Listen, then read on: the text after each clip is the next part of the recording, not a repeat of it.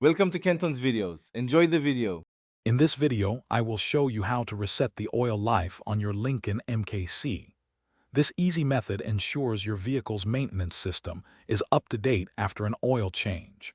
It's a straightforward process that you can complete in just a few moments, using the controls right on your steering wheel. Keeping your oil life monitor accurate is important for timely service and engine health, so let's get started with the first step. First, ensure your vehicle's ignition is on, but the engine is not running. You'll then use the 5-way control button located on the left side of your steering wheel. This button allows you to navigate through the various menus displayed on your instrument cluster. Scroll down until you find and select the settings option. This is where we'll begin to access the oil life reset function. Once you're in the settings menu, you'll need to navigate to the vehicle submenu. Use your 5-way control button to scroll through the options until vehicle is highlighted, then press the OK button to select it.